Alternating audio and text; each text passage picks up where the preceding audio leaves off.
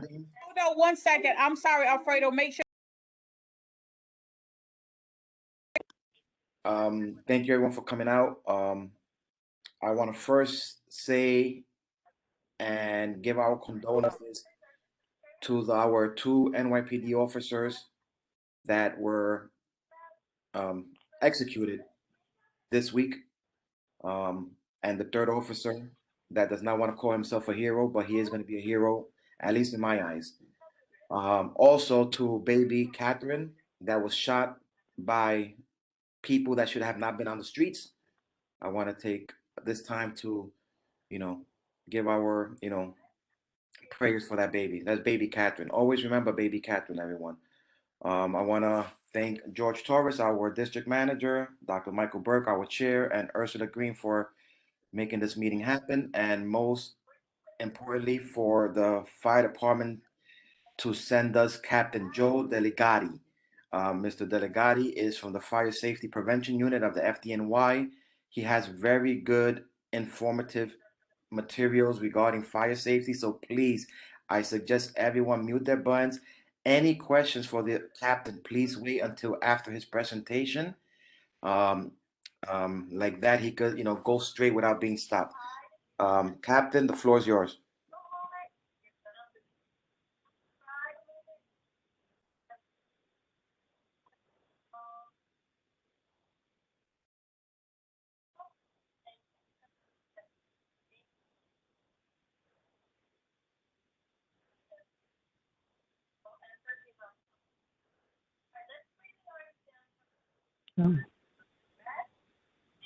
Captain, I think you're muted. Oh. Thank you very much. Thank you for having me. Like I said, Gavin Kozo gave me a call. He asked me to come down and give the unit because our phone's ringing off the hook, and we're getting so many emails since that tragic fire. And it's always good to. Captain, I'm so sorry. Whoever has the phone unmuted, you have to mute it. Otherwise, you're gonna have to hang up and call back when the captain is done. Because it's not right that he's trying to speak to the community and there's a phone on. I'm sorry if you cannot log in or you don't know how to operate the phone, but the captain is speaking and other people were waiting for a couple of weeks for have this presentation, and also the FDNY is very busy nowadays, so they send this gentleman up here and we got to give him his respect. So please, everyone, mute your mics. If you cannot mute your mic, hang up your phones or tablets and call back later. Thank you. Well, thank you very much. Thank you. Like I said, it's been a tough few weeks for everybody, and basically for the whole city.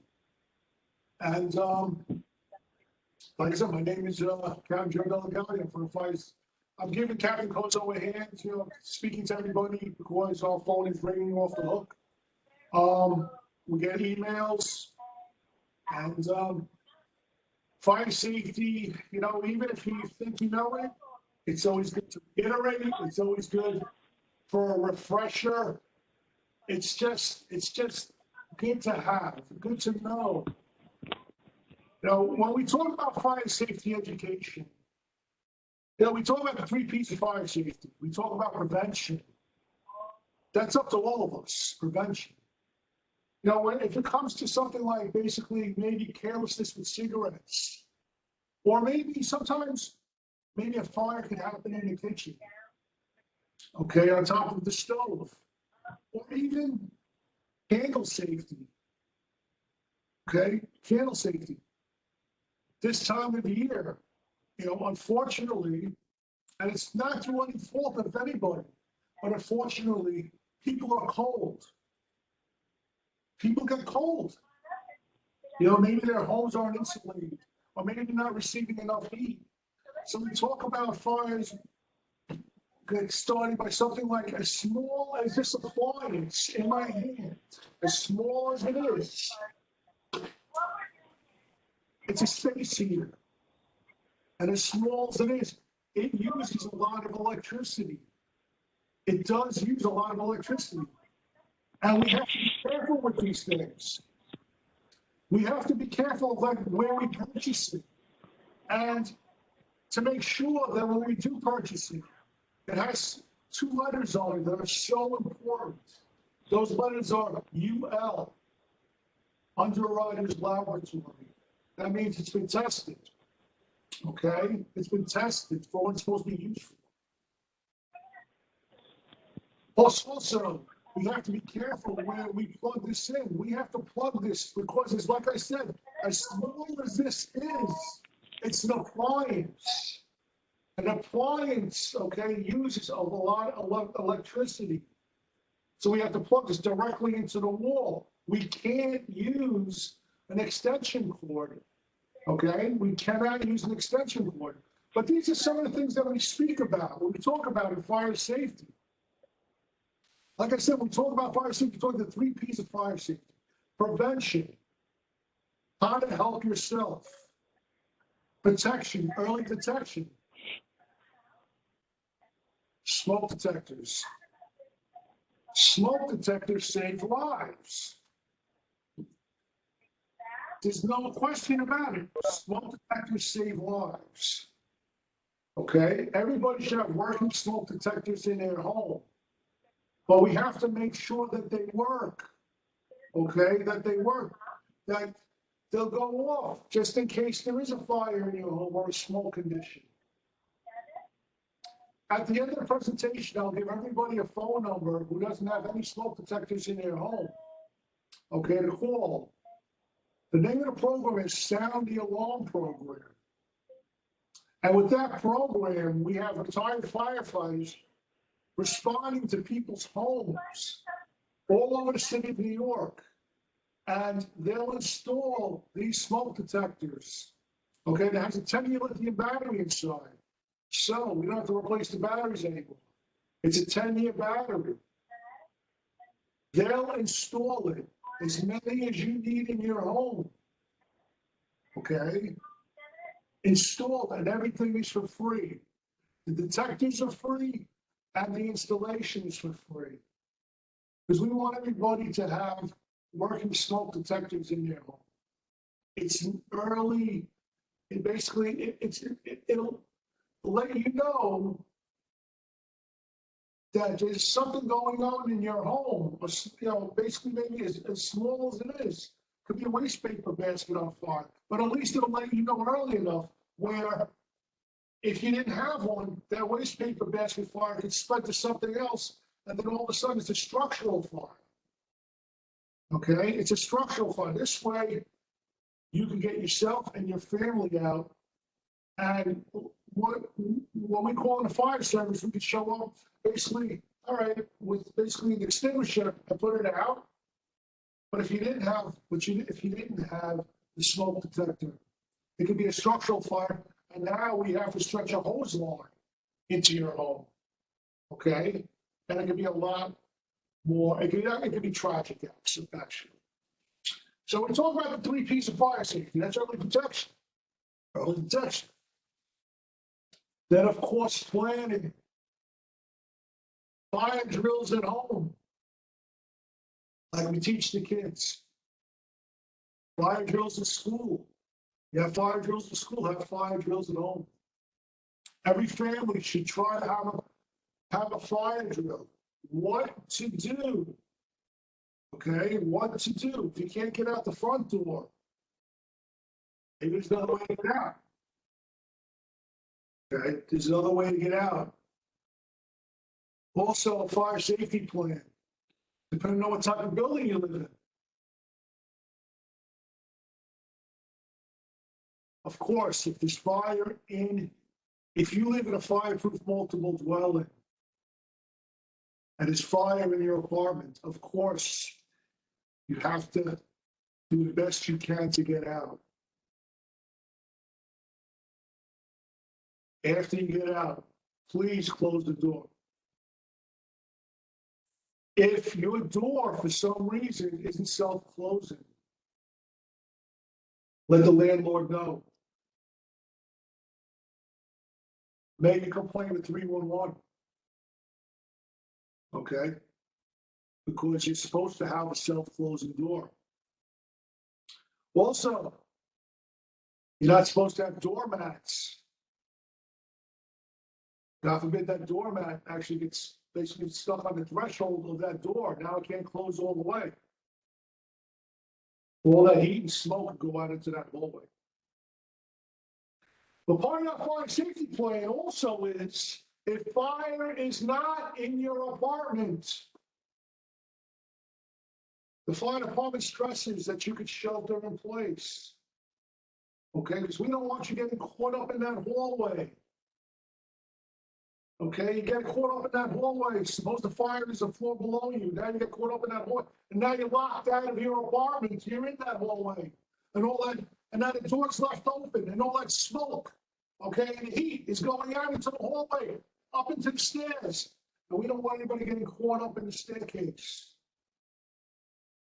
That's part of planning, having a plan. But we talk about prevention. When we talk about prevention, like a reverb there, I see. When we talk about prevention, say something as simple as cigarette smoking. Okay. I know cigarette smoking is a tough habit to break. People have been smoking back, there was commercials back in the 60s and 70s about cigarettes. And it's a tough habit to break.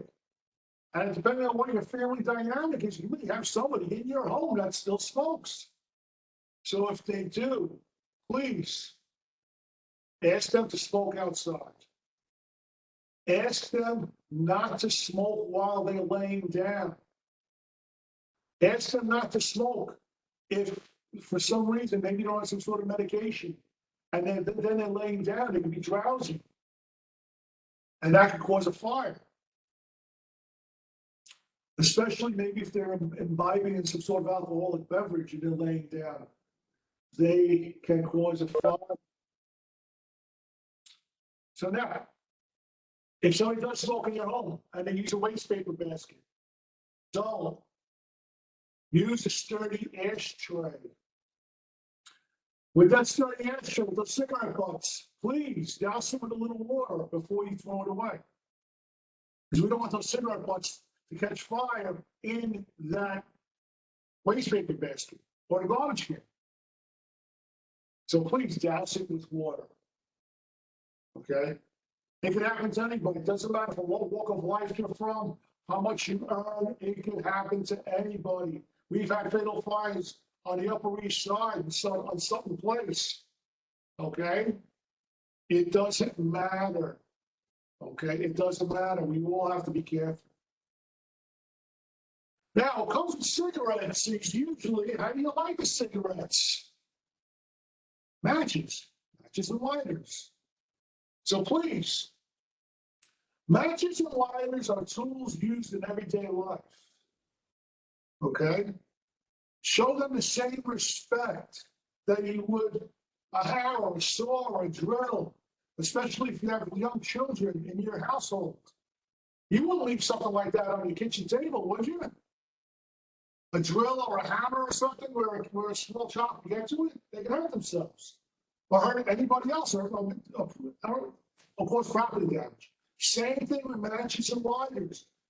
Hide them, keep them up high, locked up, whatever you have to do, but keep them away from children.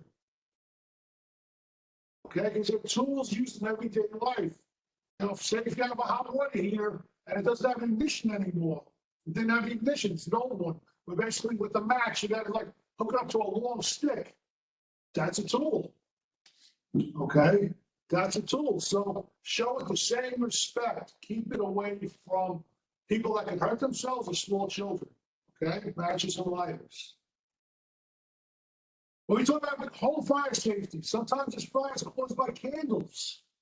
A candle is a live flame. It's a live flame, and show it the same respect as a live flame. Keep it at least 3 to 4 feet away from something that's combustible. Clothing, wood, plants. Because plants do dry out. And we don't want a dry leaf for some reason.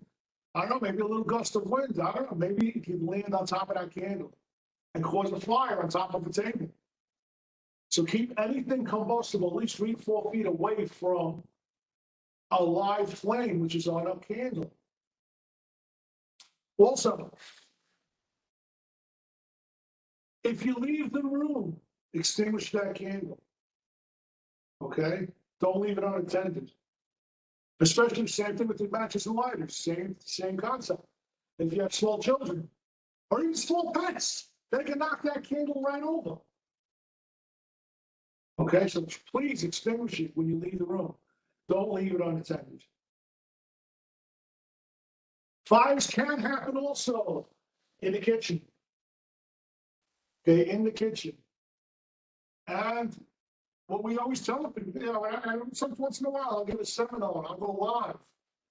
And, you know, I'll talk about during COVID, you know, not everybody works from home. A lot of essential workers out there. And I'm not just talking about first responders. I'm talking about people that work in a hospital, people that work in a nursing home. Okay? They're still there. They, you know, basically they're bringing the patients to their house. They have to go to the location. And sometimes they'll work maybe a 4 to midnight shift. And sometimes they'll work a 4 to midnight shift. You know, and maybe for some reason, because not everybody likes to do a 4 to midnight, but they have to. Maybe they have family obligations. Maybe they have to watch small children because the children had to stay at home because of school. They had remote learning. So they had to stay home with the children. Or maybe they have elderly parents that they have to take care of. So they're going to work at 4 o'clock in the afternoon and they're getting out at midnight. They come home, they're tired. They're tired. And maybe back then, during COVID, you get home, you want to basically put something on top of the stovetop. You want to make something to eat because maybe the restaurants are closed. They couldn't get it. I know hungry. So basically now they're putting something on top of that stove there. But now they go into their living room because they don't want to watch what was going on all day. They want to catch up with the day's events. Or maybe the COVID numbers are going up and down. Okay? Like I said, they're tired. They were up all day. They worked the 4 to midnight shift. Now they're tired. Now throw on top of that, if they smoke, now they're watching the news. They light up a cigarette. They're sitting in the lounge chair. They leave something on the stove unattended. These things can snowball. These things can snowball. And, you know, it happens to the best of us. So we have to be careful.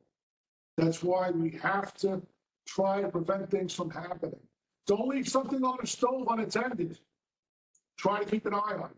Try to keep something with you that reminds you that you have something on that stove. Okay? If it's an egg timer, anything that'll go off, that'll wake you up to let you know that you have something on the stove. Okay? Like I said, I'm saying this sarcastically. There's no better smell in the world when we enter into an apartment, basically, and there was maybe, you know, a quart of water in a pot. That now all of a sudden that water evaporated. Now the flame is cooking the metal pot. Okay, now we have to mask up and go in there and see what's going on. Okay, because somebody fell asleep while they had something on the stove. These things do happen. Now, if for some reason, okay, you have something on the stove and it's caused by maybe grease, okay, maybe frying something up, it's caused by grease. Never use water on a grease fire, okay? Never use water on a grease fire, okay? When you cook, if you remember, if you can, try. See if you can see this in that. Also, see how I have that handle? It's so good. Okay, maybe leave this your stovetop. Here's your handle. It's filled with grease. Okay? For some reason, somebody comes over to it, or even yourself, you can knock into it. Boom. That could hurt somebody. That could hurt you. That could hurt somebody. Okay? Where, yes, you may have to go to the emergency room. Okay, but also, you may have to go to the burn center. Okay? That might cause permanent scarring.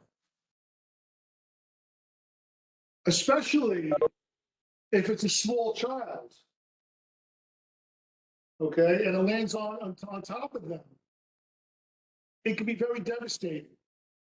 I see the baby, I see the child there. Yeah, we gotta keep you safe. We gotta keep you safe. Okay, that's our job as adults, to keep the children safe, because someday it's gonna be your job to keep everybody else safe. Okay?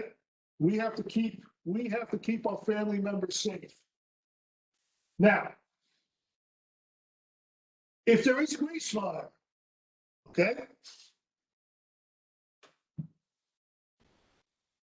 With a gloved hand, what you can do is take a tight fitting lid, okay? A tight fitting lid, put it over. Because fire loves oxygen. The more oxygen you give to a fire, okay, it'll grow. So fire loves oxygen. So you're taking the oxygen component out of the fire. You're smothering it. And then safely, if you can, just shut the gas off. And give it about a good 5 to 10 minutes to make sure it's extinguished. Okay? If for some reason you don't have a tight fitting lid, you can use, we can't endorse brands, but obviously what you can see, okay? We suggest that you use baking soda. Baking soda is sodium bicarbonate. Okay, baking soda is sodium bicarbonate, which is basically the ingredient that's inside of an ABC fire extinguisher, a red fire extinguisher. Okay, what you could do is you could actually sprinkle this on top and it'll smother the grease fire.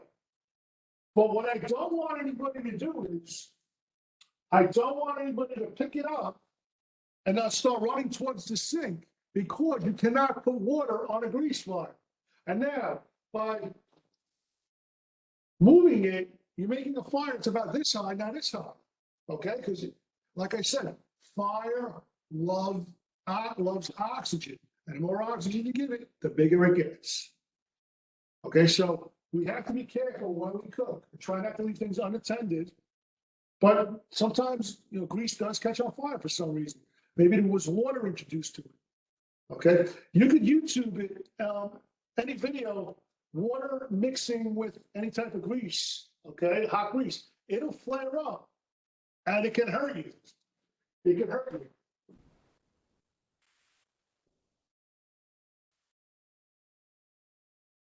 So never leave anything unattended on your stovetop while you're cooking. We spoke about candles. Candles, please leave at least 3 to 4 feet away. There's no complaint, 3 to 4 feet away from anything combustible. Okay? Same thing with the space heater. Space heaters do get hot. We want you to try to keep it away from anything combustible. More than likely, you're going to use it in your bedroom. Okay, so try to keep it at least 3 to 4 feet away from your bed. Okay, away from your bed. You have sheets, you have blankets. And if you're the type of sleeper that throws things off the bed, you don't want it to land on top of your space heater. Okay? Then that's the other thing. You put it on to warm up the room before you go to sleep. Okay? But it's highly suggested that you shut it off before you do go to sleep. Okay? So when you feel like you're about to fall asleep, shut it off and go back into bed. It sounds harder than it is, but I think you can do it. Okay? We prefer you not to sleep, let this run all night. Okay? That's what we prefer. Also, if you do purchase one, like I said, about the UL, the Underwriters Laboratory, okay, it means it's been tested. And I think in Spanish, it's the letter U is U, and maybe correct me. ULA, right? That's what we always stress. We always stress. Make sure it's ULA, okay? Underwriter's Laboratory. Also, if you do purchase one, hopefully make sure that, or ask if you can purchase one, or ask somebody at the store if it has a sensor on it, so if it falls over, it shuts off. It shuts off automatically, okay? Because we don't want it landing on the carpet, and then then the carpet catches fire. Okay, so we have to, we need these safety devices. Unfortunately, we live in a world where, like I said, people are cold, and through no fault of their own. Maybe when these buildings were built, maybe they weren't that insulated. The price of oil was like 3 cents a gallon. Who knows? So, I guess they're going to have to, re-insulate these buildings or, fund better heating systems. So people don't have to resort to these, space heaters. All right. Electrical safety. Like I said, my space heater here, as small as it is, it's an appliance. Okay, it's not an electronic. It's an appliance. Okay, it needs its own dedicated outlet, just like a refrigerator, just like a stove. On the other side of the spectrum, the weather spectrum, just like an air conditioner, it needs its own dedicated outlet. You can't plug this, you should not plug this into an extension cord. Okay, an extension cord. The appliance should not be plugged into its extension cord. Okay.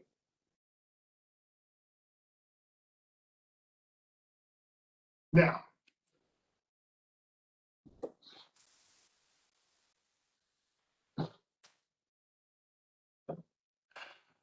I'm sure everybody has one of these underneath their workstation, underneath their computer. Okay, you have multiple things plugged into it. All right. It's a power strip. Right? It's a power strip. Basically, a power strip is like an extension cord. It's there for convenience. All right? It's there for convenience, but you don't get a lot of power out of it. Okay? There's switch over here just to turn on and off. All right? Just to turn things on and off.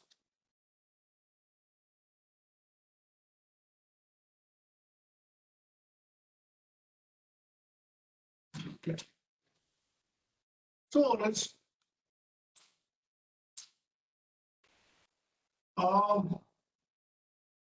If there's too many things plugged into this, you have to keep an eye on it. Make sure it doesn't discolor. Okay, make sure it doesn't discolor. Every once in a while, if you start smelling like some sort of electrical burning, you may need a new one. Also,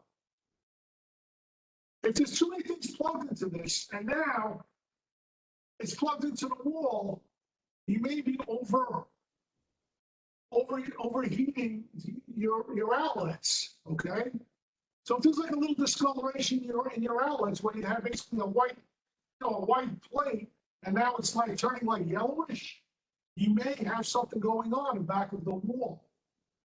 Okay, you may have electrical fire. Like I didn't discuss before, but you know something? If there's something going, even in the kitchen, even for a kitchen fire or even electrical fire on the back of the wall, don't be afraid to call 911. Okay? Don't be afraid to call 911.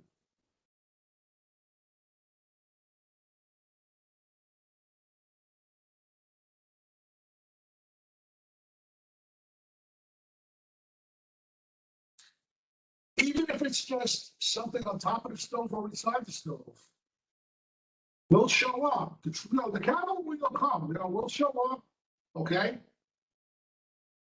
We'll The first two engine truck officer will check it out, and basically, if it's something that we can handle with just the extinguisher, we'll do so.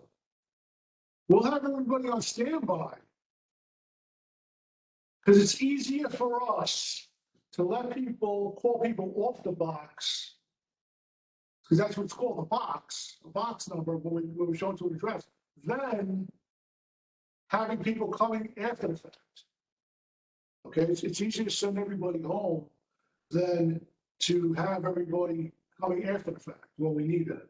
Okay, so if there's something going on, if they're basically, if we smell like electrical smell in back of the wall by the outlet, give us a call. We'll show up with the thermal imaging camera.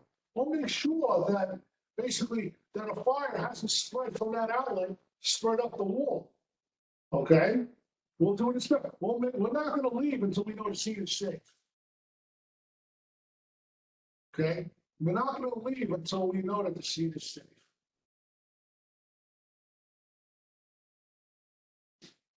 So, talk about prevention. We talk about early detection. Early detection, I mean, like I said, with the smoke detector, you hear the smoke detector going off, and now your room or your apartment or in your home, there's a smoke condition. Stay low and go. Get down to the floor. Have one hand on the wall, because all walls lead to windows and doors. Unfortunately, the temperature of the smoke, okay, the temperature of the smoke at knee level, okay, at knee level while you're going down, can be high, can be close to 100 degrees, okay, because we want you to stay low to the ground. But unfortunately, temperature of that smoke at my shoulder, at shoulder height, can be close to 400 degrees. That's why we want everybody to stay low. That's why we want everybody to have smoke detectors. So for us to not have to get in that predicament in the first place, okay? Not only does it help the occupants, it also helps the firefighters. It's a lot easier for us to fight a fire that basically where we can just knock it down with a can, an extinguisher, than having basically two hand lines coming into an apartment or a home. Okay, that's what early detection does. It gives us a head start. Okay, early detection. Now, what's been going on though is there's different types of structures that people live in. A private home. Okay, private home, you have your own fire drills.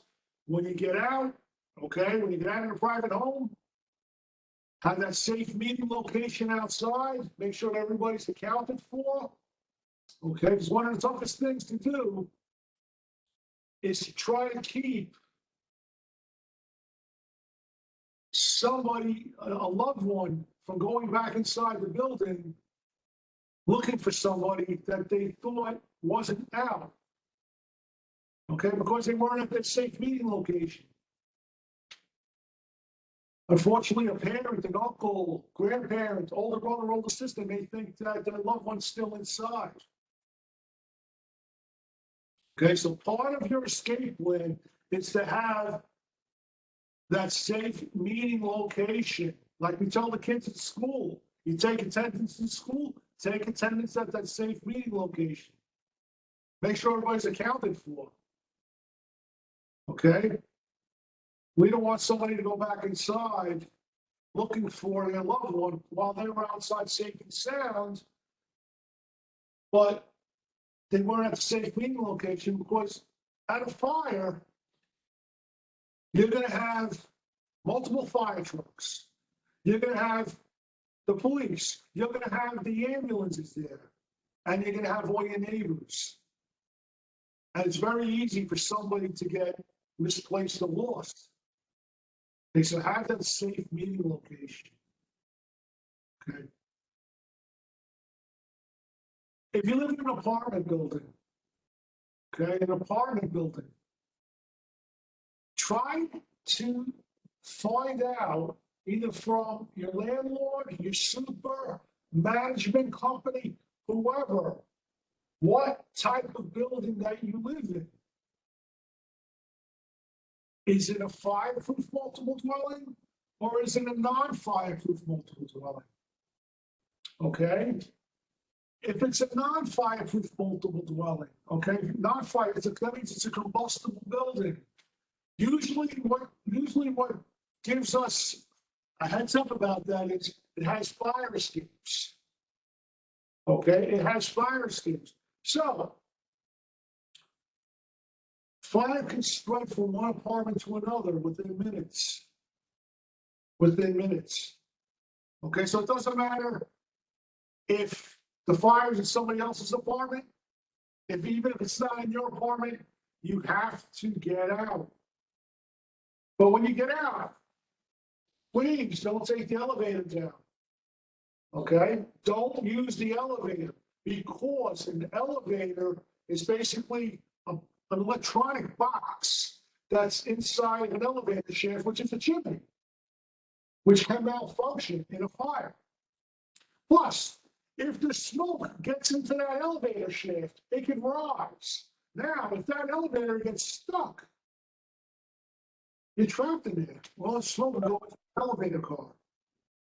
So please, try to use the stairs. However, that's why we have fire escapes.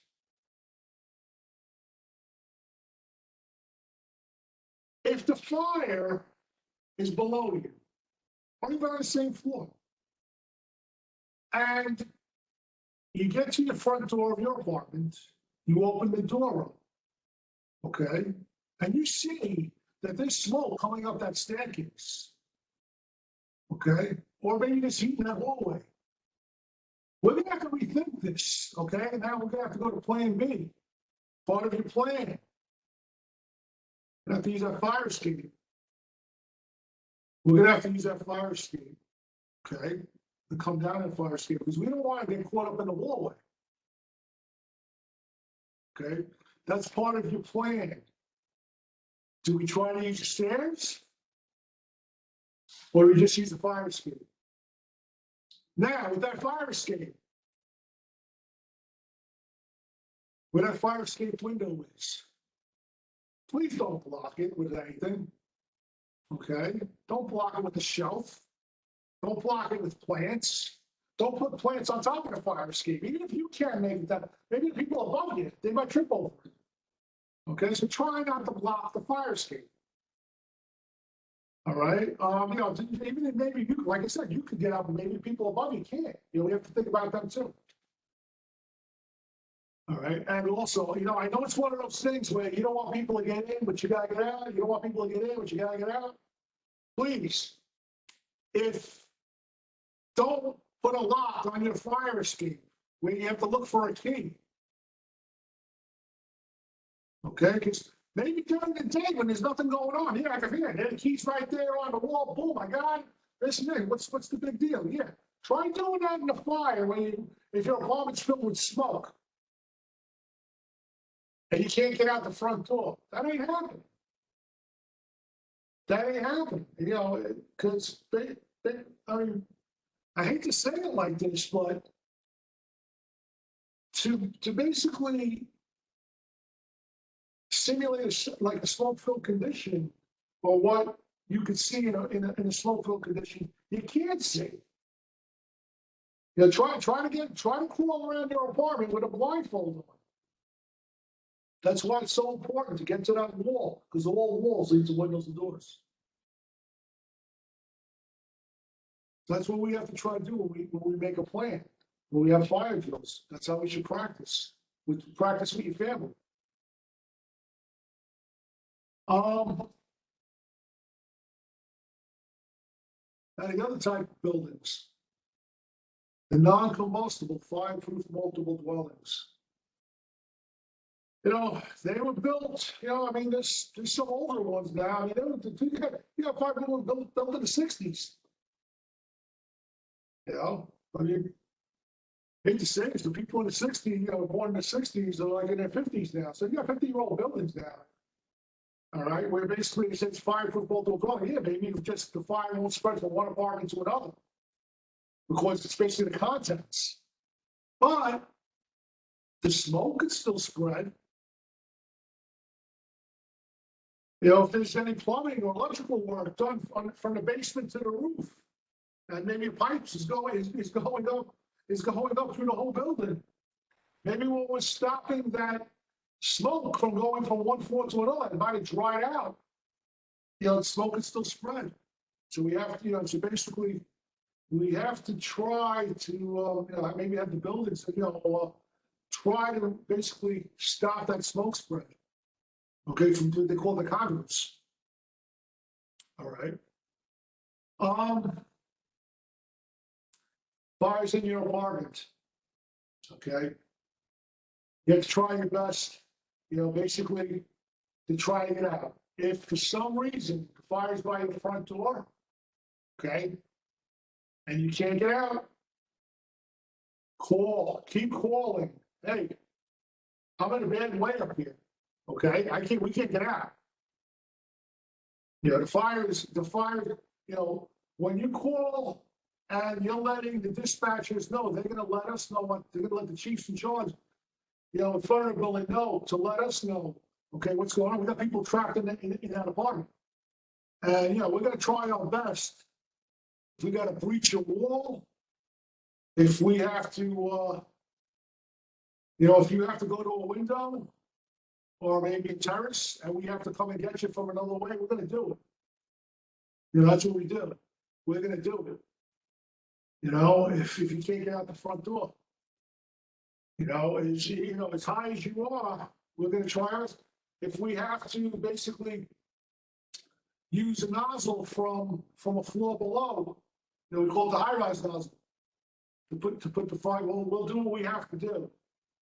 But keep that communication open, okay? If you're in your bedroom at night, okay, you're sleeping, try before you go to bed, make sure that you have your cell phone next to you, okay, in your bedroom. Back in the day, when there was more fatalities, when the only phone in the house was basically the one that was on the wall in the kitchen. Okay, now everybody has cell phones. You could call us. You could call from that cell phone so we could come and help you. If you're trapped in your apartment, if you're trapped in a room, okay? So have that plan. Okay, have that plan. And like I said before, in those type of buildings, in the high-rise, okay, high-rise, non-combustible, fireproof, multiple dwellings, usually 10 stories or higher, okay, and you don't see fire escapes. And the fire is not in your apartment. And it's not in your apartment, okay? We highly suggest that you shelter in place, okay? If there is smoke, okay, emanating from the fire apartment, down the hallway, up the stairs, okay, we still suggest that you take towels and put it underneath the door to stop the smoke from coming in. If you have vents, okay, now, if you could do this at your leisure, not the day of the fire, okay, not a million years, but if you can take basically big pieces of cardboard, put some tape on them, and basically, if there is something going on in your building, but it's not in your apartment, but smoke may be emanating through the vents, if we could take some cardboard with tape on it and put it onto the vents, okay, to make sure the smoke doesn't emanate into the apartment, okay? Some buildings have, you know, basically HVAC, and they have the engineers there, which they stop basically the fans from blowing the air from one part of the building to another. Now, if there's a fire in one part of the building, we don't want to blow the smoke into another part of the building. You know, I mean, that's why some of these buildings do have engineers, but these are, you know, basically the high-rise multiple dwellings, you know, the non-combustible. Okay. And, you know, we can't say this enough times. If you do get out of your apartment, okay, it doesn't matter what type of building you live in. And you got out of your apartment, okay, you made it out, you crawled out, you felt the door didn't feel hot, there wasn't anything going on in the hallway, but there's a fire in your apartment, and there's smoke. Okay, and you get to that door, and you get out, you get yourself and your family out. Please close the door. Please close the door. Keep that fire in the high heat in that apartment, especially in those high-rise buildings. Sometimes the heat of that fire that's in the high-rise building, especially, you know, it happened in quite a few places, but sometimes you have these fires on an upper floor, and it might be by overlooking the water. Okay, now you have a draft coming from the water. The heat of that fire took out the windows of that apartment. Now you have the draft going from the water into the apartment, pushing that hot smoke and flame into the hallway and up the stairs. And if somebody's coming down those stairs, okay, that lives maybe 5 stories above, 10 stories above, doesn't really matter, but they're coming down those stairs, they could be affected by that smoke going down that hallway and up the stairs, where they could have been safe by staying in their apartment and sheltering in place. You know, I understand it's a tough thing to do, to try to convince people to shelter in place. I mean, I've gone to, you know, over the years, I have gone to, you know, fire safety seminars, you know, in people's community rooms, you know, at apartment buildings. And, you know, and I'll overhear them say, I don't care what you say, I'm getting out of here. It's tough. It's tough to convince you. So that's why I tell these stories. I'm very passionate about it. You know, if there's a way that I can convince you, if there's like a simulator to show if there's a fire outside the room, putting something underneath and showing that the fire will not spread in, or the smoke, you know, we'll do so. And we're gonna have to work on that. You know, we're gonna have to start working on that. But working smoke detectors save lives. Let's all practice prevention, okay, to keep ourselves and our families safe. And if there's any questions, I'll be more than happy to take them. Thank you so much, Captain Delegati. Thank you first for coming up to Community Board 12 for doing this presentation on my committee. I know our members are very appreciative. I know you guys are very busy, and you're probably doing multiple of these safety presentations throughout the day. If anyone has a question for the captain, I suggest you raise your hand, and maybe he'll give us a couple of minutes regarding any question you guys might have. I raise my hand, so I'll go first until anybody else raises their hand. So just to touch base, you know, it's very informative when, you know, our community, especially up in the Northeast Bronx, we don't have major buildings per definition, but we have buildings that are pretty high, except Cobb City and along Bronx Park East. We have a lot of 1, 2, 3 family homes, wood frame, Class 3, non-fireproof. Okay. And you know, it's good for the community to know and understand, one, about smoke detectors and fire and smoke slash carbon monoxide detectors, and if you show, I actually did not know the differences between the noise when it senses smoke and when it senses carbon. So I'll demonstrate to you. yes, please. I want to see this. Yeah, I didn't know that. Okay.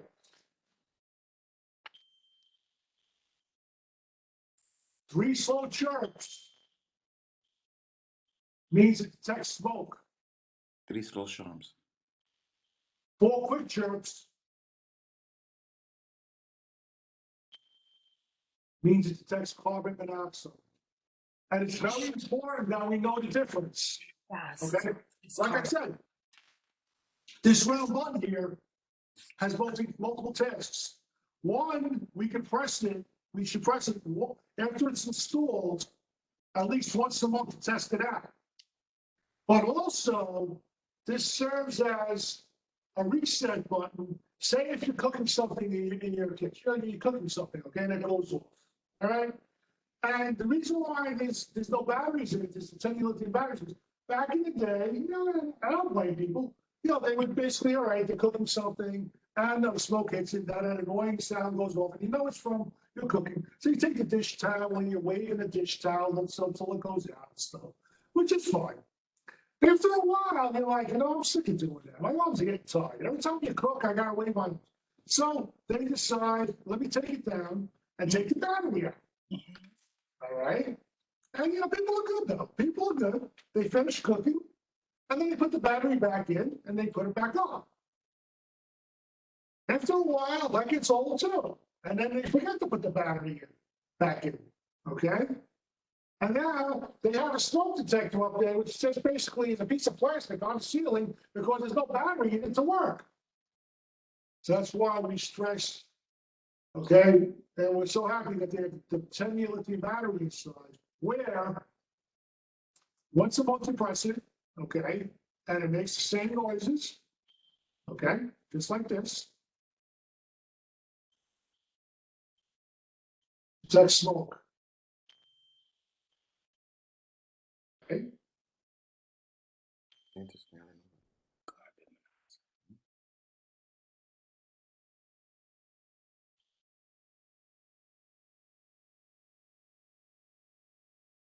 And it goes through its cycle.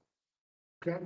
Now we had one time, you know, when we do table during the summertime, we'll go to parks and we'll go to, you know, basically festivals and stuff like that, and we'll be sitting there and we'll have one of our fire safety officers, you know, had this on display.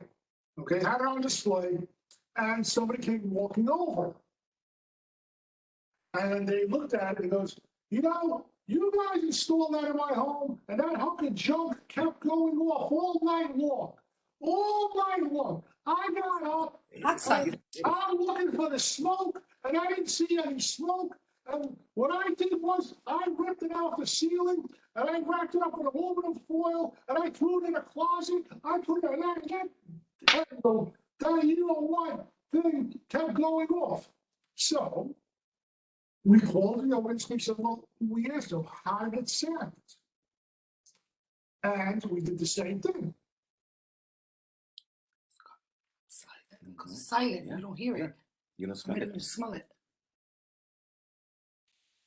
Things tired, it's not working. So we did the same thing. We basically, we pressed it, okay? And this is what happened. Did it sound like that? No, it didn't sound like that. It sounded like that. Even I worse. seen smoke. That hunk of junk was going off, and there was no smoke in my apartment. And luckily, she had the windows open. I said, ma'am, you didn't have a smoke condition. You had a carbon monoxide incident in your home. It was doing its job. It was alerting you about the carbon monoxide because you can't see it, you can't smell it, you can't taste it, and all of the above. The only way you're going to know you have carbon monoxide in your home is by the detector going off, the carbon monoxide detector going off. And at that point, get yourself and your family out and call 911. We have the meters. We'll figure out where it's coming from, okay? In a private home. It might, especially during the winter time, it might be coming from your furnace. It may be coming from your hot water heater because a furnace and a hot water heater does emit a little bit of carbon monoxide. Carbon monoxide is a gas that's slightly lighter than air. That means it rises. It disperses evenly, but it rises slowly. Okay, it does rise slowly. That's why on top of your boiler or your hot water heater, there is, they call it a flue. There is like piping that goes out into the chimney. But if for some reason, and maybe this happens more when you have oil heating, but you still should have it checked out anyway, yearly. If your chimney is clogged, okay, if you have a dirty chimney that's clogged, it could stop the carbon monoxide from going out of the chimney, okay? And it might be coming back into your home. It may be coming back into your home. So we have to basically, try to get our chimneys cleaned at least once a year, especially if you have oil heat, okay? And like I said, make sure that the piping that goes above the hot water heater goes out into the chimney, okay? Because it can happen, But also in the winter months too.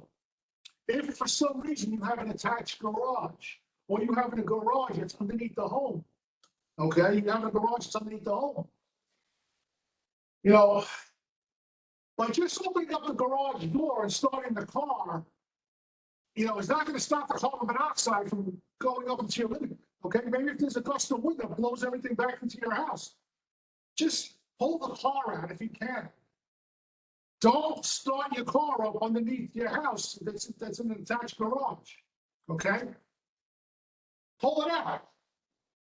Back it up, pull it out. Especially if there's snow on the ground.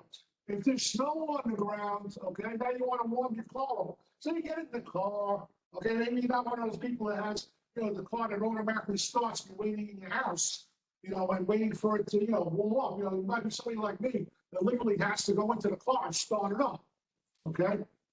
Now, if for some reason snow is blocking your tailpipe, okay, the carbon monoxide from the exhaust has to go somewhere, and it'll go back into your car. Okay, and now you're in your car, you're starting it up, and you're feeling like, a little tired or something. You're feeling, that may mean that you have carbon monoxide going into your car. Okay, so I mean, not everybody's like me. When I warm my car up, I'll actually leave my windows down. Probably because I'm afraid that I'm gonna lock the keys in the car, but it's safer anyway. Okay, so we have to be careful with these things. All right. A couple of tips during the winter, we should follow. Okay, especially with carbon monoxide because it is a silent killer. Yeah. Any other questions? Any other? If everyone could hear me, if anybody has any other questions, now's the time. Plus, I want to talk about. I want to tell you folks about. I don't have a copy with me up here, but we do when we go to presentations, when we go live, we hand out pamphlets, all right, that we get from FDNY Smart. Yes. Okay. Now you can go online, okay, and put FDNY Smart, okay, and you get, basically pamphlets. And the best part about it is you get in so many different languages. Okay, so many different languages. We, English, of course, Spanish, Chinese, French. We have so many languages. We have a lot of them down our basement here, but online you can get all different languages. Okay, and they'll teach you all about fire safety education. There's videos. There's videos for the elderly. There's videos for the kids. There's a lot of things that we can read. A lot of education out there. Okay, a lot of education, and don't keep this to yourselves. Okay, let everybody know. Also, that number, that sound the alarm program to get the free smoke detectors and carbon monoxide detectors. Okay, if one person wants to write it down, share it, you can. Okay, but it's called Sound the Alarm Program. Okay, Basically, it's retired firefighters. The retired firefighters will go to your home, will evaluate how many you need. Doesn't matter how big your house is. We'll evaluate how many you need. Okay, we'll put one on each level, one like carbon monoxide on each level combination, and then we'll put a regular smoke detector in each bedroom. Okay, we'll put one in each bedroom. And the detectors are free, and so is the installation. Okay, now the number is 1-877.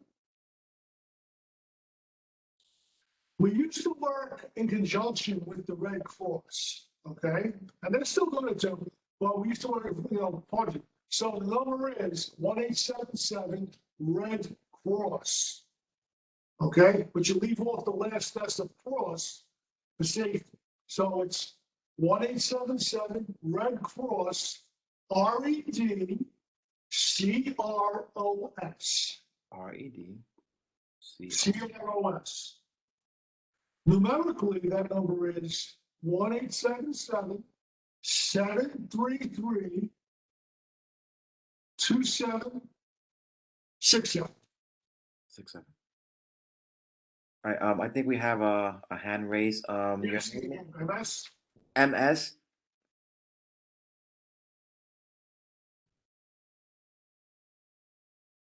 Hi, thank you so much. Very appreciative. This is very informative. Now, I have a three-part question. Do you suggest that families keep smoke, oh my goodness, Fire the extinguishers? extinguishers in their home? And where would we be able to get the one that's most effective? And where would you suggest we store it? Okay, that's a great question. That's a great question.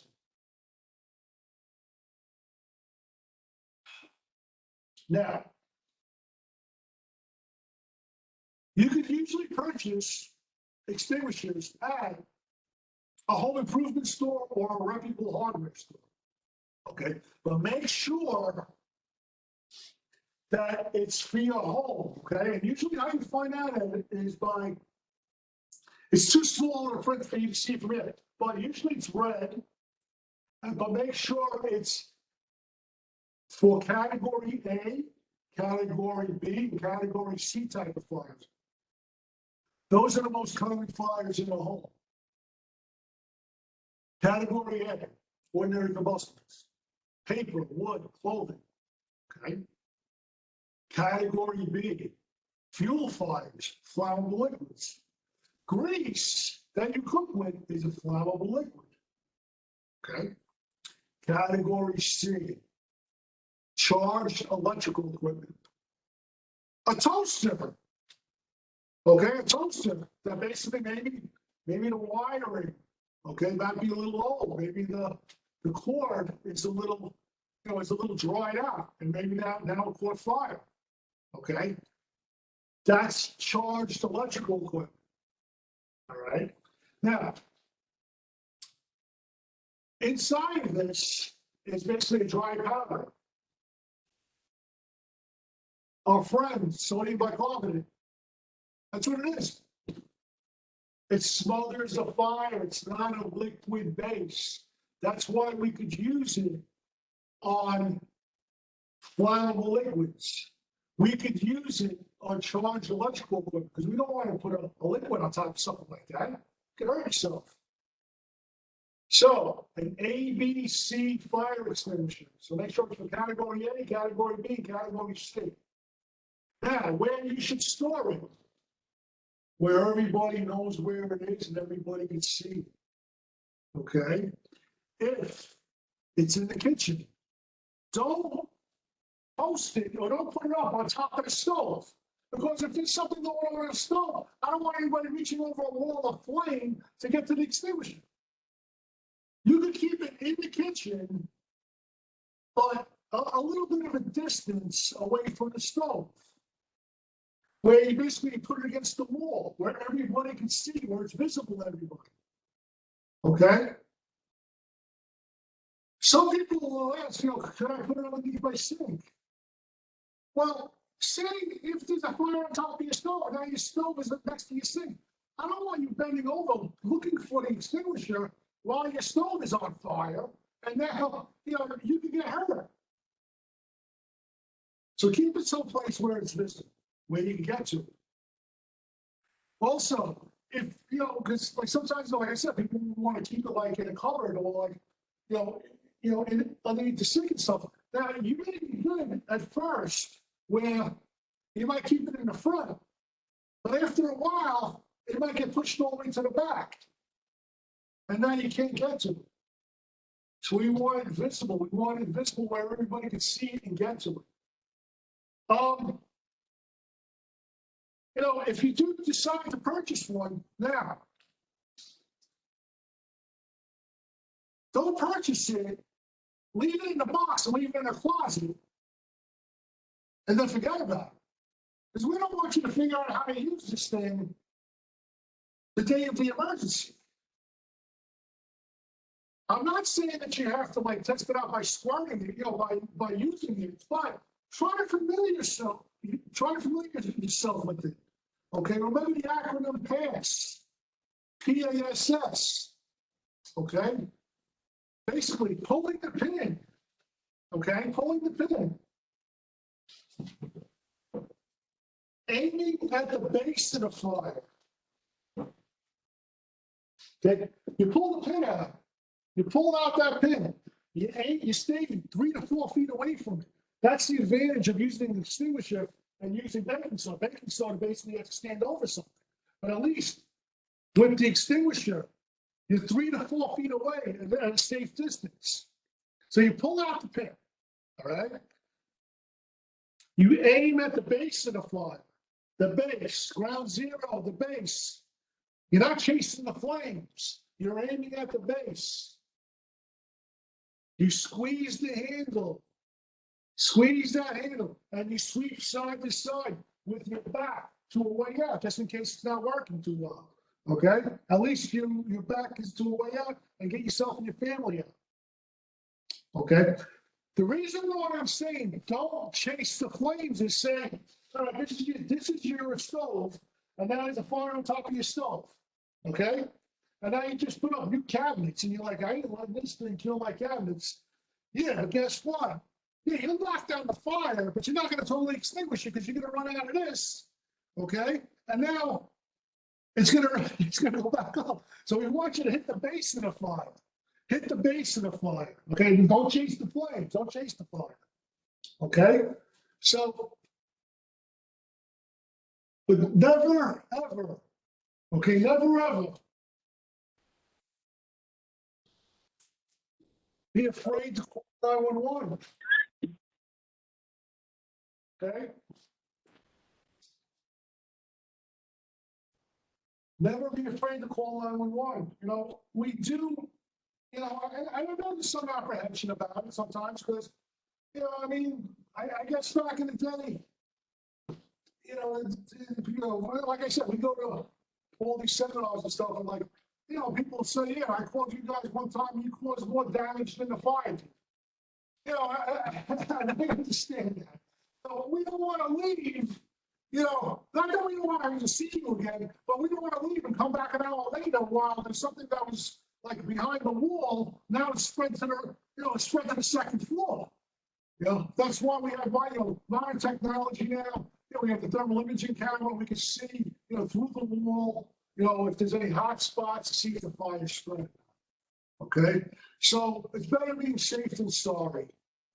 I have a question from the chat. I guess Letitia's having technical issues. She has a question. What suggestions does the captain or the FDNY have pertaining to fire safety and persons with Alzheimer's? Are there any special items we can purchase? Well, okay. That's basically, it's a tough disease. And, my dad had, also, we had neurological, and everything basically, is repetition. It's repetition. And, the more the more drill, the more fire drills we can do. More of maybe a visual, just like with the hard of hearing, we do have special alarms where it's more of a visual. Okay, more of a visual and more of a sensory where I have something that's underneath the pillow and stuff that'll shake. Unfortunately, we don't want, anybody that, that has, basically, unfortunately has no neurological problem where if they forget things and if they forget things on the stove or anything like that, if there's something that we could, have maybe an automatic timer or something, it shuts off automatically. That'd be a great thing to have. It's a tough call. We don't want anybody losing their independence, but sometimes they may have to. Hopefully that answered your question. Thank you, Captain. I know we've been on over a little over an hour. If you do, I have like 2 or 3 more questions, and then if no one else has any questions, then I guess we could call it a night. Regarding the locations of the smoke detectors, because I know a lot of people put smoke detectors in their bedrooms. Yes. I always thought or know that at least one smoke detector has to be at least 8 feet away from a living space. Is that accurate, or that's something you could share like that? People will know that, okay, cool, it's okay to put one in your bedroom, but if God forbid there is a situation, by the time it gets to your bedroom, half the house or half the apartment is already Right. How that came about was basically if a new construction in New York City, when our friends in the Department of Buildings would come to do the inspection of your home, they wanted one smoke detector basically in a common area within 15 feet of each bedroom. Okay, so that basically, satisfied, New York City Department of Buildings. But the NFPA, on a national scale, they suggested that everybody put one inside their bedroom. Also, okay, just in case something's going on inside the bedroom. Maybe somebody smokes, or maybe somebody basically is charging their phone, and maybe they're charging their phone on top of a bed or something, and maybe the wiring is a little bit older, maybe it's a little, I've told the story a million times. When we would go upstate, we're on the thruway, we're getting off, one of the routes that goes upstate and stuff, we get off, and the first place that we see is, basically, a Dollar Tree or something, a nice place, it's like a place, because, you got the kids in the back seat, and they're basically yelling at each other because one forgot their charger at home, and now the other one's using their charger, and they're going back and forth, and you're like, all right, I just got off the exit, and there's the Oasis right there, the Dollar Tree, and then you get in the line, and basically you buy some other things, whatever, and you see in the line, they got chargers there for a great price, and you're like, wow, man, in the city, selling this cheap. There's a good reason for that. so you're buying a few of them and stuff like that. But, I know one time I bought them, I plugged it into my car. All of a sudden, within an hour, the thing's smoking. I'm like, yeah, well, I guess you kind of get what you pay for. So say something like that happens in your bedroom, you want the smoke detector in your bedroom to go off instead of waiting for it to work its way out into the hallway and let everybody know. Okay, so there's a reason for that. Also, they say when you're asleep and, basically, they basically suggest that you close the door to your bedroom, just in case something, maybe there's a fire, if you live in a 2-story house, when you're second floor, maybe there's a fire in the kitchen, okay, and basically you don't want the smoke to permeate through your bedroom door. It gives you more time to try to get out. Okay, but if you have smoke detectors on each level, all right, you have smoke detectors on each level. Okay, I'll give you a scenario. You live in a private home. Now, there's a fire in your basement. But you didn't have a smoke detector down there. Okay, you didn't have a smoke detector down there. And maybe the flames didn't even get up into your sleeping area, but the smoke can. And a lot of times, it's not the flames or the fire, it's the smoke inhalation that can be fatal. So we want a smoke detector on each level. And if you want to investigate, you can. Where if a smoke detector goes off in your basement, it'll set off the one that's on your first floor. And then in turn, it'll set off the one that's on your second floor. They piggyback on each other. Okay? It's early detection. But these things are so loud, you could be on the fifth floor and it goes off in your basement, you'll hear it. You'll hear it. So, we suggest that everybody gets a smoke on each level of their home for the early detection.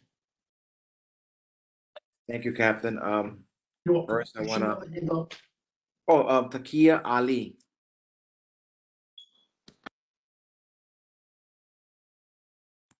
Yes. Thank you. I'm not sure if you heard me. I'm not sure if I was unmuted, but I was saying this was a very informative session. I have a question because I just happened to start walking around the house and checking my fire alarms, and one of them I just put brand new batteries in is giving a single chirp every couple of minutes. Now I thought that that meant low battery. Could it be something else is going on with that? How old is the smoke detector? I don't actually know because it came with the house that I Came purchased. with the house. Okay, how long ago did you move into the house? Under 2 years ago. Really? So you're really not sure like how old? We suggest that you replace your smoke detectors at least at the minimum every 10 years. Every 10 years, you said? Yeah, you should. So if you don't Okay. even know how old that detector is, and it's giving you a signal and you're putting in fresh batteries, that means it might be on its way out. Okay, because there is a sticker on it that says replace in 2028, but I'm not sure. I didn't actually purchase these, so I'm not sure. Yeah. Okay. I would be safe about it. Plus, like I said, that number that I gave you, like I said, everything's for free. Yeah, I was gonna ask if that information could be put in the chat because I wasn't able to write it down when you were giving it out. But I think Alfredo's gonna give us a one-pager on all that stuff. So thank you to both of you. This was, like I said, really informative. Every time I attend one of these fire safety educations, I learned something new. I feel like I wish it was all wrapped up in one ball, like everything I've ever learned from all the different sessions, because you really do learn something new. And the storytelling tactic that you used tonight is a really good one, because like you said, some people, I think fires don't have, well, I don't know how often they happen, but in my lifetime, I haven't experienced a situation where I've had to have the FDNY come to the home or an apartment.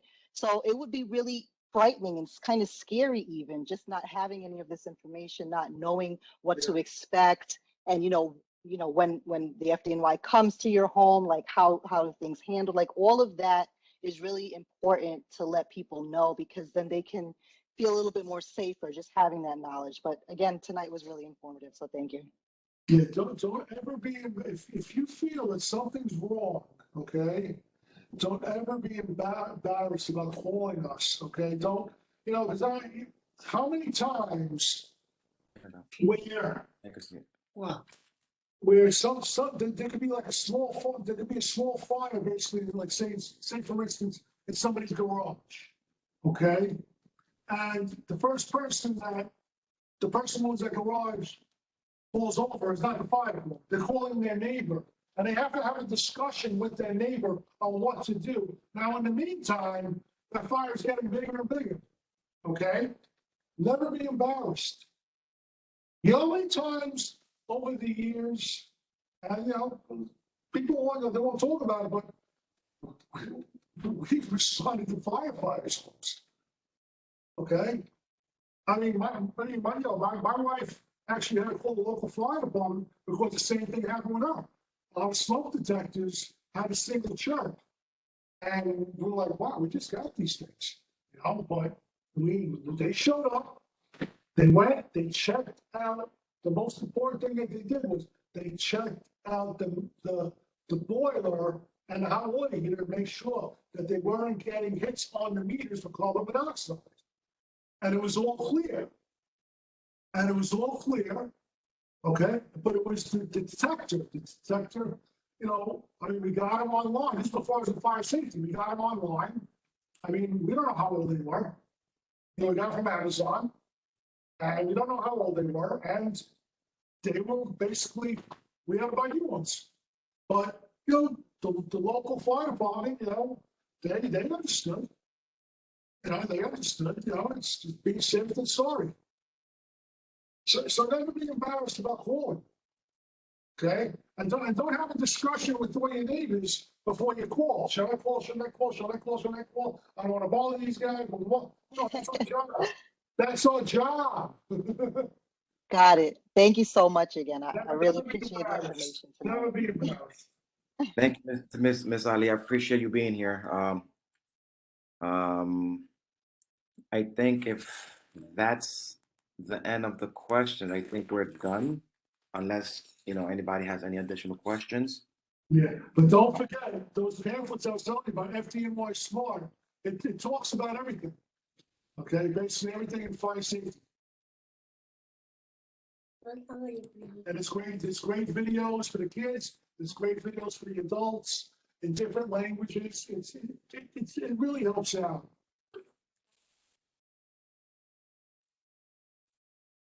Anyone going once, going twice? Like I said, Captain, I really appreciate you giving us the time. No problem. Like Miss Ali mentioned, every time we have one of these sessions, even I learn something new. And I want to say thank you, appreciate the FDNY, you guys, putting your lives on the line to protect us. Unfortunately, there's fires that occur every couple of minutes. It's sad, we just had one around the corner from my house. One family house, unfireproof, the whole house went up. Hopefully, I mean, God willing, the lady managed to come out of the house. And again, these little things with the extension cord. A lot of people think, oh, I'm going to go to the 99-cent store or Dollar Smart and I'm going to buy an extension cord for $1, and they plug 13 items in it. You know what I mean? And again, some of these extension cords, they're not meant to hold multiple extensions. They are, Especially if it's an appliance is supposed to have its own dedicated outlet. but that's the whole that's why I wanted to that's why I wanted this meeting, for that, and also for people to understand that if y'all live in a multiple dwelling is any structure with more than three apartments, that if there is a fire, I know some people are gonna run. They're not gonna worry about nothing. Right. But just if one could be mindful, like, okay, you know what, we have to run, but let me at least close the door, Right. then that will help the FDNY and also the other residents of the building. Right. I mean, we cannot put ourselves in that mindset, because some of us hopefully will never experience that. But when a situation happens, the first thing people do is run. They just run. It's I mean, an emergency. they leave they leave their kids behind, they run. I mean, it's sad to say, but maybe moving forward, with all the unfortunate situation we've had, and not just with the twin parks, that was beyond, but Happy Land and all the other unfortunate fires that we had. One thing I do want to say, and very important also, regarding apartments, a lot of people, and you mentioned the fire escapes, a lot of these apartments, the fire escapes are the second means of egress from these buildings. You have an interior stair, and then you have the fire escapes. We cannot emphasize that these fire escapes cannot be locked. They cannot have an AC on it. They cannot have planters. They cannot have nothing blocking it. Why? Two things. You yourself won't be able to get out. And also, if the FDNY has to access these fire escapes, they won't be able to go in. So that just makes things harder for the fire department. And I don't know if you guys could remember, a couple of years back, unfortunately, in the Bronx, some people took some of these apartments and converted them into illegal SROs, and there was multiple walls in the apartment. So when the fire department went in, they had no way to get out. So Yeah. again, we have to be very mindful of fires, like the inspector said, the three items: preventing. You know, we cannot emphasize, but I wish there was much more people on this chat. I thought there was gonna be more, but the people that are here, if y'all could take this and distribute it to, any other organizations that you guys are in, whatever you heard from the captain, and again, just a little bit of knowledge goes a long way, and hopefully we won't have to call the captain back to give us more education because something unfortunate happened. So if we could do our part, which is to prevent and then to educate, I think we'll be okay. And again, Captain, I cannot thank you from the bottom of my heart. Thank you for what you do, and hopefully we'll get to see each other again soon. Maybe in Metrotech. Hopefully, yeah. Yeah. Thank you, Captain. Anybody else have a question? Show up live, yeah. All right, let me see. Okay, so, yeah, I think we have one more. Do you mind one more question, Yeah. Miss Charmaine? Yeah, I put the question in the chat because you kept talking about extension cords. But what about surge suppressors? Yeah. Yeah, what about Yeah. surge suppressors? Well, a surge suppressor, I'm gonna be honest with you, basically what it's made for is basically if you have say a big screen TV or maybe a computer and stuff. Okay, what it's actually made for is say if there's a power outage in your area. Okay, now there's a power outage in your area. Now the electricity is off in your area. Okay, on your block. Now, when the utility company, Condensing or whatever utility companies comes in and they restore the power, what that does is the power comes into your home, okay? And sometimes with such a force where they can burn out your appliances or your electronics. So the job of that is basically to suppress the electricity from burning out your appliances or your electronics. My mother-in-law has a tenant, and they plug multiple things into the surge suppressor. Okay, they plug multiple things into it, and there was a power outage. Okay, there was a power outage on the block, and they had it plugged in. That surge suppressor did save their, basically it was their wall unit. They had the TV, they had the computer and stuff like that. It did save it, but in the meantime, there was a fire back of the wall because it stopped the electricity from coming in. But their electricity was they had an older home and the wiring was old. Okay, and it basically started a fire back of the wall. Okay, so the surge suppressor is basically they kind of like protect your electronics and your appliances. I know you're trying to say like if there's basically something on it, if you plug too many things into it, it'll turn off. Okay. But you might trigger that so many times where you might blow a fuse, instead of blowing a fuse in the electrical panel, we'll just blow a fuse in this. Okay. So hopefully that answers your question. Okay, so is there any point, I mean, because you say that, so I'm wondering then, how would we know if the surge suppressor goes bad or if it backed the stuff up into, well, I guess if the fire starts in the wall, we'll eventually smell it. Yeah, you'll see discoloration and you will smell it. Yes, you will.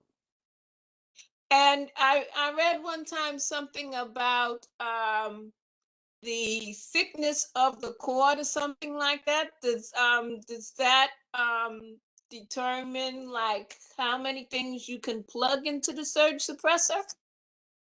Well, that's basically what you're talking about. You're talking about the gauge of a wire. The lower the gauge, the thicker the wire.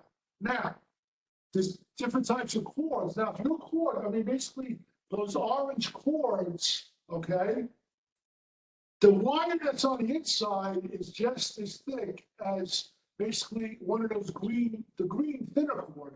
The only thing that's bigger is the insulation. So basically that orange cord is basically made that way because it's used for outdoors, where say if you were doing work outside, you have to plug a drill into it, or a saw, or even an electric lawnmower or something. That's why they have the thicker cords. But the wire on the inside isn't thicker. It's still the same gauge. I believe it's like a 16 gauge wire. Okay. And what did you say the other color was for inside? Well, some of them are white, some of them are green, but they may be thinner, but it's the same thickness of the wire. The insulation might be thinner. Okay. So white and green. Yeah, it's all different colors. It could be brown, white, green, whatever color they want to make the insulation. Okay. Yeah, so don't let that orange, that thicker wire fool you in thinking, yeah, I can plug more things into it since it's thicker wire. No, it's basically the insulation. So the insulation is the same, regardless of The the color. wire is the same, the insulation is different. Okay. Yeah, so it's basically to make a bigger insulation because you're draining it onto the floor and stuff if you're working outside.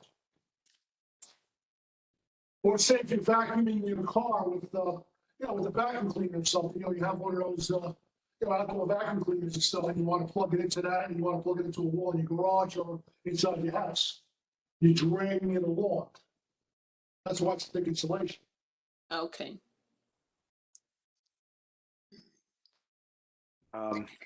I think we're no more questions. And again, I cannot emphasize and thank you enough for coming.